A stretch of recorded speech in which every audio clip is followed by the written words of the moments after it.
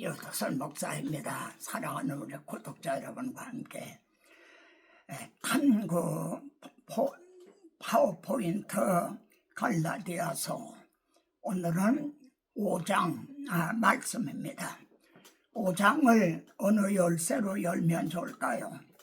여러분이 본문을 보시면 1절하고 13절 두 절이라고 이렇게 말할 수가 있을 겁니다. 첫 절은요, 그리스도께서 우리를 자유롭게 하려고 자유를 주셨으니, 그리스도께서 우리를 자유롭게 하려고 자유를 주셨다. 어떻습니까? 이 한 말씀 속에 바울이 갈라디아서 1장부터 여기까지 말씀한 교리가 다 들어있다, 이렇게 말할 수 있죠. 하나님께서 자기 아들을 통해서 행해 주신 이 복음 진리가 그리스도께서 우리를 자유롭게 하려고 자유를 주셨으니 이 한 말씀 속에 다 들어있다, 이렇게 말할 수가 있습니다. 그러면 또 13절은 뭐라고 말씀하는가? 형제들아, 너희가 자유를 위하여 부르심을 입었으나 그러나 그 자유로 육체의 기회를 삼지 말고, 그러니까 방종하지 말라는 거죠. 오직 사랑으로서 서로 종노릇하라. 여러분, 이 말씀 속에는 뭐가 다 들어있나요?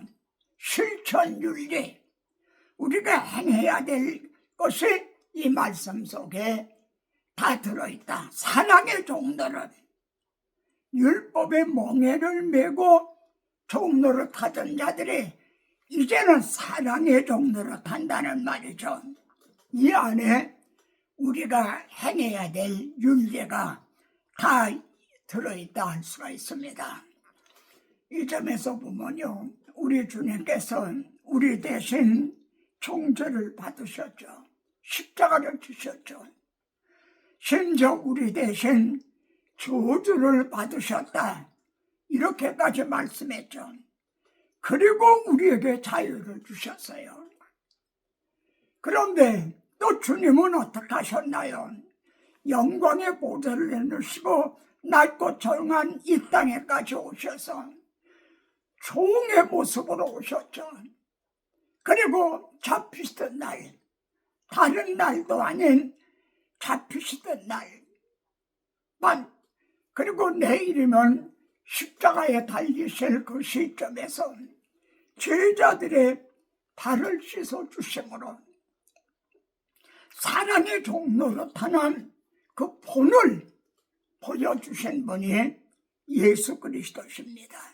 우리에게 자유를 주신 분도 예수 그리스도시요, 또 우리들에게 사랑의 종노릇하는 본을 보여주신 분도 예수 그리스도시다.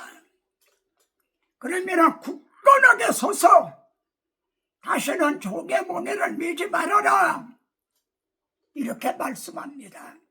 그리고 그때 당시에 종의 멍에를 매는 것이 뭔가요? 할례를 받아야 구원 얻는다 하는 이것이 종의 멍에를 매는 거죠. 그거는 할례만 받으면 되는 게 아니라 율법 전체를 지켜야 될 그런 그 멍에를 메우는 것이죠. 그럼 질문합니다. 오늘날에는 어떤 우리에게 멍에를 메우려고 하는 것 중에 어떤 것이 있나요?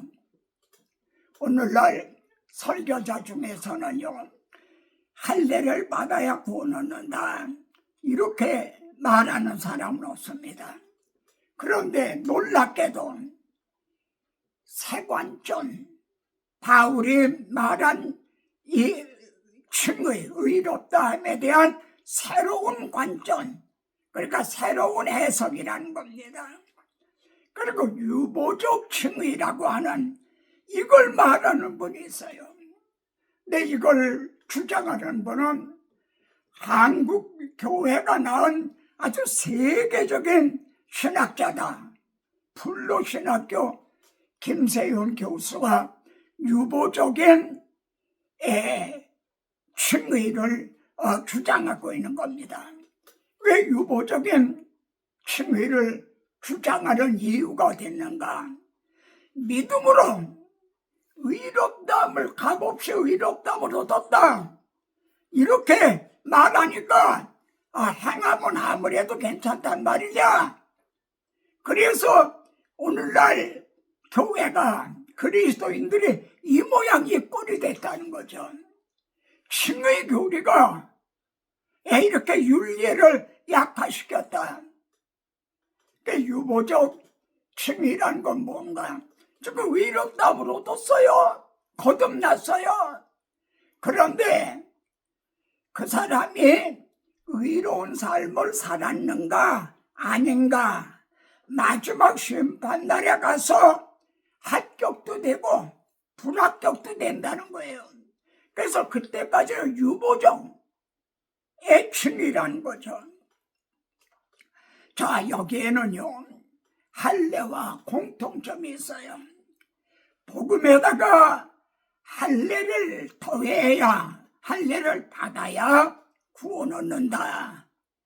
지금 갈라디아서에서는 이게 쟁점이죠. 근데 오늘날 유보적 칭의라는 건 어떻게 되는가? 복음에다가 우리 자신이 의로운 삶을 살았는가 아닌가, 그거에 따라서 구원 얻기도 하고 또 탈락하기도 한다. 그러니까 시작은 주님이 시작을 했지만 완성시키는 것은 내가 완성시키는 거다, 이런 것이 되는 거죠. 그러니까 이 공통점이 인간이 행해야 될 행위 구원론이 된다는 겁니다. 사도 바울은 만일 그렇게 한다는 건 그리스도에게서 끊어지고 은혜에서 떨어진 자로다. 여러분, 여기에서 칭의 교리, 복음, 칭의 교리에 문제가 있는 게 아닙니다. 자, 보십시오. 정말 복음을 받았다, 그리고 의롭다함을 얻은 사람은 어떤 사람이라고 말씀하는가? 2장에 나오죠. 2장에서 말씀했어요. 네 가지. 첫째는 내가 그리스도와 함께 십자가에 못 박혔나니, 나는 그리스도와 함께 십자가에 못 박혀 나는 이미 죽은 사람이라는 거예요. 하나님께서 나를 택하셔서 그리스도 안에 있게 하셨다는 거예요. 전에는 아담 안에 있었는데 그를, 나를 택하셔서 그리스도 안에다가 집어넣어 주셨다는 거죠. 그래서 그리스도께서 십자가에 못 박히실 때 나는 그 안에 있었다는 겁니다. 구약시대 대제사장이 지성소에 이제 여기에 흉패 12지파를 상징하는 12보석이 있었죠.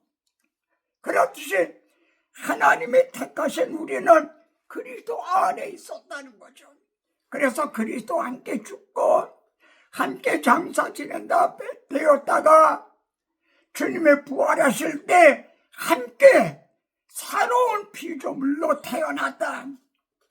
첫째가 그리스도와 함께 십자가에 못 박였다니, 두 번째는요, 그런즉 이제는 내가 산 것이 아니라 내 안에 그리스도가 사신 것이다.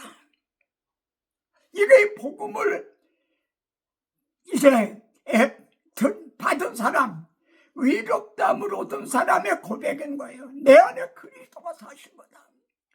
루터는 이 점을 해설하기를, 누군가 내 마음 문을 두드리고 이 집에 누가 살고 있습니까? 하면은 전에는 루터가 살고 있었는데 그 사람은 오래전에 죽었고 이제는 예수 그리스도가 살고 계십니다. 세 번째는요, 이제 내가 육체 가운데 사는 것은 누구를 위해, 무엇을 위해 사는가? 인생의 목적이 바뀌었다는 거죠. 그래서 결론은 네 번째, 나를 사랑하사 나를 위하여 자기 자신을 버리신 하나님의 아들을 믿는 믿음 안에서 사는 것이라. 네 가지. 내가 그리스도와 함께 십자가에 못 박혔다. 그런지 이제 내가 사는 것이 아니요 내 안에 그리스도가 사신 것이라. 그래서 이제부터 나는 인생의 목적이 이제 어떻게 바뀌었는가? 이제 육체 가운데 사는 것은 네 번째, 나를 사랑하사 그리고 나를 위해서 자기 자신을 버리신 하나님의 아들을 믿는 믿음 안에서 사는 것이라. 여러분, 이것이 그리스도인이라는 거예요.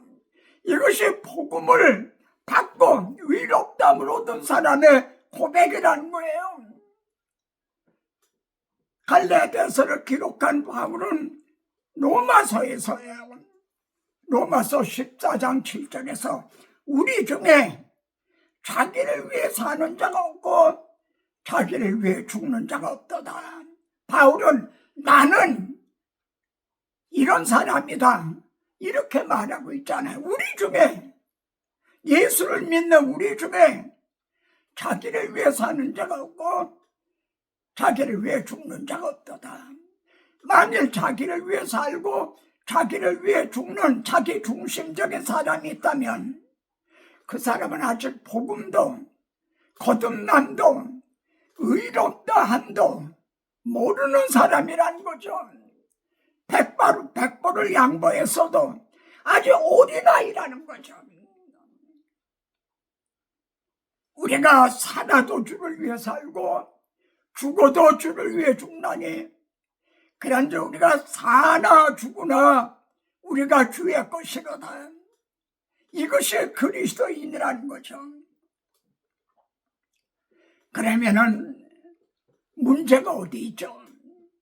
칭의 교리에 문제가 있는 게 아니다. 강단에서 복음이 사라졌기 때문이란 거예요.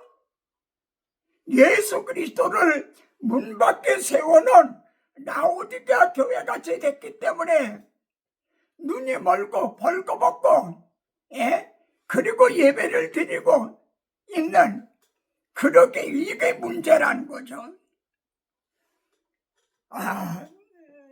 로마서 8장에는 끊어지지 않는 황금고리라는 거 있죠. 미리 아시고 미리 정하시고 부르시고 의롭다 하시고 영화롭게 하셨나니라. 우리는 지금 여기 의롭다 하신가 좋아 있어요. 마지막 하나 영화롭게 하실 거가 하나 남아있는 거죠. 근데 성화고리가 없는 거예요. 성화고리. 만일 의롭다 하시고 거룩하게 하시고 한 성화고리가 있다면 여기 와서 다 탈락하게 될 거라는 거죠. 그래서 성화고리가 없어요. 그러면은 행함은 아무래도 괜찮단 말이냐? 아니에요. 의롭다함을 얻고 영화롭게 할 이 소망이 있는 자마다 내 이 천한 몸이 그리스도의 영광의 몸과 같이 영화될 이 소망이 있는 자마다 자기를 깨끗하게 하기를 그의 깨끗하신 같이 하나니라. 그러니까 칭의 교리에 문제가 있는 게 아니에요. 강단에서 복음이 사라졌기 때문이다. 그러면 그리스도께서 우리에게 주신 자유에는 어떤 것이 있나요? 무엇으로부터의 자유인가요? 저는 크게 세 가지만 말씀드리려고 합니다. 죄값에 팔린 사탄의 노예, 권세로부터 자유예요. 이것을 하나님은 알아듣기 쉽게 출애굽을 통해서 보여주셨어요. 이스라엘 백성들이 바로의 노예였죠. 430년 동안이나 노예 생활을 했어요. 근데 6월절 약으로 이제 해방이 됐죠. 그래서 이제 출애굽을 하는데 바로의 군사가 막 쫓아오죠. 근데 이스라엘 백성들은 홍해가 갈라져 육지같이 건넜죠. 이를 세례를 받았다 그러죠. 육지같이 건넜어요. 바로의 군사들은 홍해까지는 쫓아왔어요. 근데 홍해를 건너오지를 못했어요. 그래서 여기에서 온전히 해방이 된 거죠. 두 번째는 죄책감에서부터의 자유예요. 저는 정말 오랫동안 몇십 년 동안 이 죄책감에 시달리던 사람입니다. 어떤 죄책감인가? 주님은 여인을 보고 음욕만 품어도 벌써 간음함이라. 형제를 보고 미워만 해도 벌써 살인한 거다. 마음으로 생각으로도 죄를 짓지 말라는 거예요. 근데 그게 되나요? 저는 다닐 때도 주먹을 꽉 쥐고 다녔어요. 왜냐? 십자가 튼튼히 붙잡고 이 마음과 생각을 빼앗기지 않으려고요. 근데 어느 틈에 놓치는 거예요. 그럼 또 마음은 온유로되 원치 않냐는, 이래서 이 죄책감에 빠져 있었어요. 그러다가 죄와 사망의 법에서 너를 해방하였습니다. 너를 해방하였습니다. 그래서 예수 겨울바 부으셨도다. 모든 겨울바 부으셨도다. 나의 겨울바 부으셨도다. 나는 자유에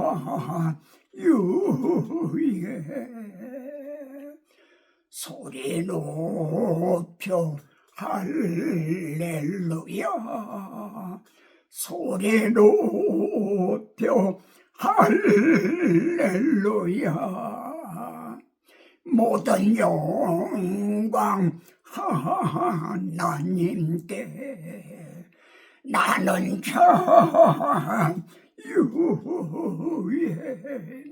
세 번째는 사망으로부터의 자유입니다. 사람들은 죽기를 무서워함으로 다 매여 종로를 타죠. 그런데 우리 주님은 죽으신 것만이 아니라 부활하심으로 어떻게 되셨어요? 잠자는 자들의 초절매가 되셨다. 잠자는 자들의 초절매가 되셨다. 그래서 우리들은 두 번째, 세 번째, 네 번째 각각 자기 차례대로 부활하리니 우리들에게 부활의 소망을 주셨어요. 나를 믿는 자는 죽어도 살고 살아도 살고. 그래서 사망의 두려움에서부터 해방이 된 거죠. 그래서 여러분, 이 의로운 삶, 성화는요, 율법하에 있을 때보다 이 칭의 교리를 아는 사람이 더 성화가 될 수 있어요. 율법하에서는 두렵기 때문에 마치 높은 고층 빌딩 위에 있으면 떨어질까봐 두렵잖아요. 근데 이 낮은 땅에서는 마음대로 눈을 감고 다닐 수도 있잖아요. 자유하면은 오히려 성화가 더 이루어지게 돼요. 그런데 사도 바울은 오직 사랑으로 서로 종노릇하라 이렇게 말씀하죠. 사랑으로 종노릇하라. 여러분 보세요. 다시는 종의 멍에를 매지 말아라. 이 종의 멍에는 무슨 멍에인가요? 율법의 멍에예요. 종의 몸에. 근데 사랑으로 서로 종노릇하라. 이거는 무슨 멍인가요? 복음의 멍이에요. 은혜의 멍에, 사랑의 멍이에요. 그런데 사랑으로 종노릇하는 것이 어떻습니까? 그것이 쉽든가요? 어렵든가요? 사랑으로 종노릇하는 거 말입니다. 왜 그렇게 원하는 대로 되지 않을까요? 우리에게 자유를 주셨다고 그랬죠.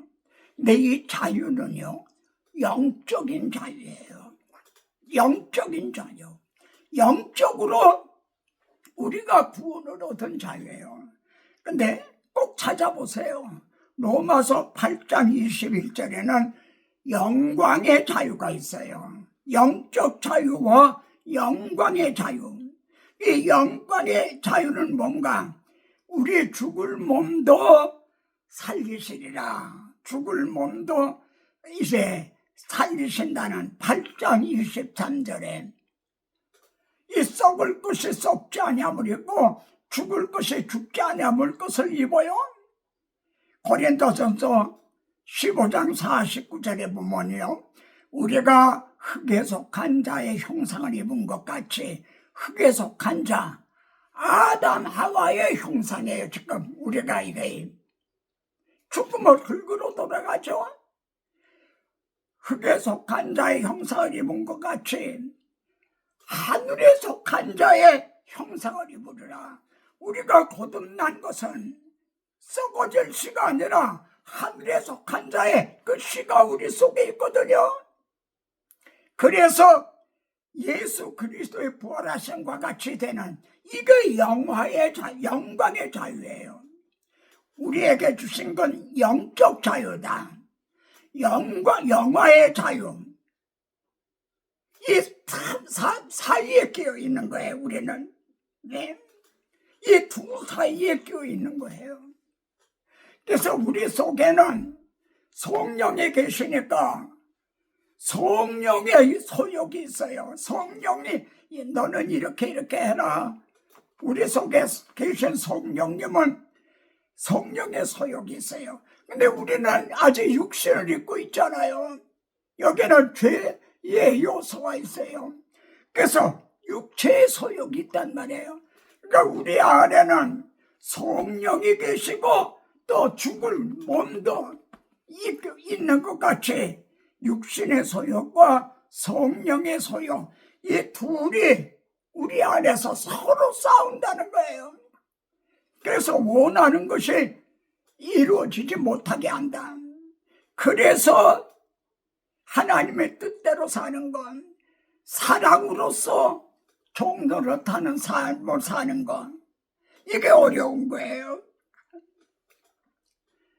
로마서 6장 13절에는요, 불의의 무기가 있고 의의 무기가 있어요.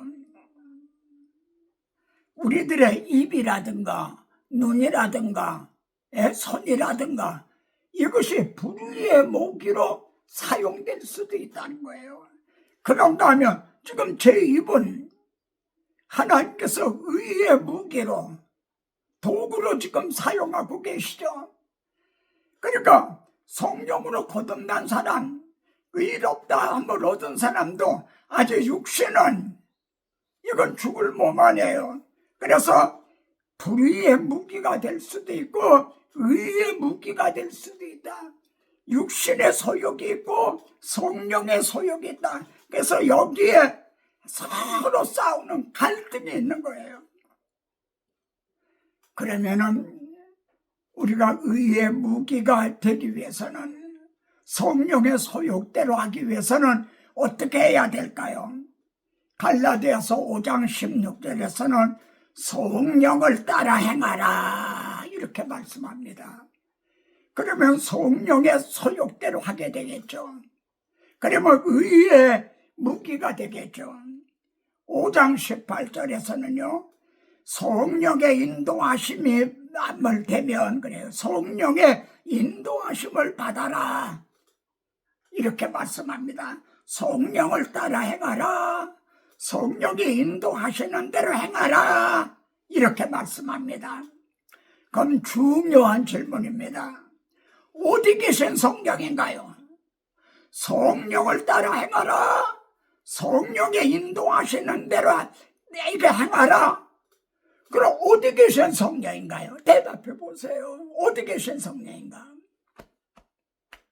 너희 몸은 너희가 하나님께로부터 받은 성령의 전인 줄 알지 못하느냐? 우리 안에 계신 성령님이에요. 어디 저 멀리 있는 그 성령님이 아니에요. 어디 기도원에 있는 성령님이 아니에요. 우리 안에 계신 성령님이에요.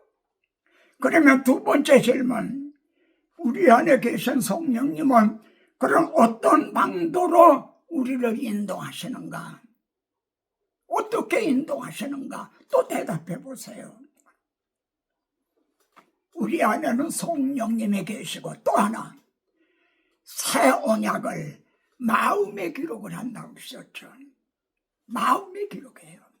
첫 언약은 돌 위에다 기록을 했지만 새 언약은 우리들의 마음에 기록을 하는 거예요.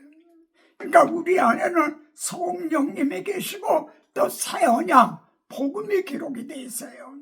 그러니까 이 성령께서 마음에 기록된 이 복음, 새 언약의 말씀을 그때마다 생각나게 하심으로 우리를 인도하시는 거예요. 그래서 전에 기관차와 선로의 비유로 말씀했죠. 성령은 기관차와 같아요. 근데 말씀은 선로, 기찻길과 같다는 거예요. 기관차는 있는데 선로가 없다면 소용이 없겠죠. 근데 선로는 있는데 기관차가 없어도 안 되겠죠. 그래서 우리 안에는 기관차와 같은 성령님이 계시고 선로와 같은 또 말씀이 있는 거예요. 그래서 성령님은 말씀을 통해서 우리를 인도해 주신다. 이게 얼마나 중요합니까? 그러니까 거듭남이 얼마나 중요합니까? 복음을 전해서 성도들의 마음에 새 언약을 기록하게 한다는 게 얼마나 중요합니까?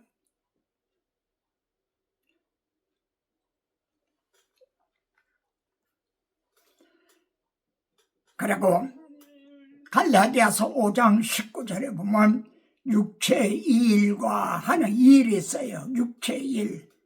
근데 5장 22절에는 성령의 열매가 있어요. 육체의 일이 있고 성령의 열매. 잘 보세요. 육체의 일, 성령의 일이라 말하고 하잖아요. 육체의 일, 이건 열매가 아니에요. 육체의 일. 내 성령의 열매가 있다는 거예요. 그럼 육체의 일은 뭐고 성령의 열매는 뭔가 다른 거 아니에요. 똑같은 일을 해요. 같은 일을 해도 육체의 일이 될 수도 있고 성령의 열매가 될 수 있어요. 자, 예배당을 건축한다고 합시다. 근데 자기 명예를 위해서, 자기가 성공한 목회자라 이런 걸 위해서 예배당을 짓는다면 어떻게 되죠? 육체의 일인 거예요. 그건 성령의 열매가 아니라는 거죠. 전도를 해도 그래요. 봉사를 해도 그래요. 심지어 설교도 그래요. 설교도 육신의 일이 있고 성령의 열매가 될 수 있다는 거예요. 이 점을 에레미야 23장 28절에서는 겨와 알곡을 어찌 비교하겠느냐. 겨와 같은 설교가 있다는 거예요. 알곡과 같은 설교가 있다는 거예요. 이 겨와 같은 건 바람에 날아가 버리는 육체의 일인 거죠. 여러분, 불신자들도요, 큰 사업도 하고 그러잖아요. 성공하는 거예요. 큰 사업도 해요. 근데 그건 일인 거예요. 열매가, 성령의 열매가 아니에요. 이 점을 시편 1편 3절에서는 시냇가에 심은 나무가 철을 따라 열매를 맺음과 같다. 근데 악에는 그렇지 않으며 바람에 나는 겨와 같도다. 그건 다 바람에 나는 겨같이 하나님 앞에 드려지는 것이 아니라는 거죠. 그래서 사도 베드로는 베드로전서 4장 11절에서요. 누가 말하려면 하나님의 말씀을 하는 것 같이 하고, 누가 봉사하려면 하나님의 공급해 주신 힘으로 하는 것 같이 하라. 봉사를 하면서도요, 다른 사람에게 구제를 하면서도요, 자신이 하는 것처럼 나팔을 불고 자기를 나타내려고 하는 게 아니라 하나님이 공급하시는, 하나님이 주셔서 또 하나님의 내 마음에 이런 소원을 주셔서 그래서 하게 하시는 거다. 왜 이렇게 해야 돼 하느냐? 이는 봉사에 예수 그리스도로 말미암아 하나님의 영광을 받게 하려 하심이라. 자신의 영광을 위해서라면 이건 육체의 일인 거죠. 성령의 열매가 아니란 겁니다. 그러면은 내 자신이 한 일이, 제가 한 목회가 성령의 열매인가 육체의 일인가 하는 거는 언제 드러나요? 고린도전서 3장 13절에 그날이 공적을 밝히리니, 그날이 주님이 재림하시는 그날 내가서 공적을 밝힌다는 거예요. 육신의 일이었느냐 성령의 열매였느냐 공적을 밝히리니, 그때 불로 각 사람의 공적이 어떠한 것을 이제 시험할 것임이라 합니다. 육신의 일은 다 불타고 말아요. 그러나 성령의 열매는 금이나 은이나 보석같이 오히려 더 빛나게 되는 거죠. 우리 기도하십시다. 기도하실 때 하나 묵상할 말씀을 제가 알려드릴게요. 시편 139편 23절입니다. 이건 다윗의 기도예요. 다윗은요, 하나님이요 나를 살피시사 내 마음을 아옵시고 나를 시험하사 내 뜻을 아옵소서. 내게 무슨 불의한 것이 있나 보시고 나를 영원한 길로 바른 길로 인도하옵소서. 참 다윗의 영성은 하나님이여 나를 살피사 내 마음을 아옵시고, 내가 하나님 중심인가? 하나님 내 자신을 드러내기 위한 건가? 주님께서 육신을 입고 이 땅에 오셔서 우리 죄를 위하여 대신 심판을 받으시고 심지어 대신 저주를 받으심으로 우리에게 이 자유를, 영적인 자유를 주셨다고 말씀합니다. 또한 우리들을 이 죄책감에서 이제 자유함을 주셨다고 말씀합니다. 죽기를 무사함으로 일생 동안 매우 총노릇하던 우리들을 이 사망의 두려움에서 자유함을 주셨습니다. 나 자신은 주님이 죽으시고 부활하심으로 우리에게 주신 이 자유를 이를 누리면서 기뻐하면서 또 감사하고 찬양하고 있는가? 아니면은 육체의 기회로 삼고 있는 것은 아닌지, 때마다 일마다 나 자신은 육체의 소욕과 성령의 소욕 중 어느 편을 더 따라서 행하기를 삼하고 있는가? 하나님이요, 제가 하는 일 중에 하나님이 받으실 만한 성령의 열매는 어떤 것들이 있나이까? 비었고 은혜없게는 이 말씀을 받는 모든 우리 형제들, 저와 같은 동력자들 하시는 일에 성령의 열매가 풍성해서 하나님 앞에 영광을 돌리게 되기를 바라고 나와서 이제 이 말씀을 전파를 통해서 올리고자 합니다. 계시록에 영원한 복음을 가지고 하늘을 날아가는 천사가 있는데 전파를 타고 세계를 향하여 이 말씀이 전해질 것입니다. 인도네시아에 있는 우리 형제들에게 이 말씀이 또 이제 은혜가 되게 하소서. 네팔에 있는 형제들에게, 미국에 있는 형제들에게 하나님의 말씀에 흥왕하고 세력을 얻어가고 다름질치게 되기를 바라고 원하와서 예수 그리스도의 이름으로 기도드리옵나이다. 아멘.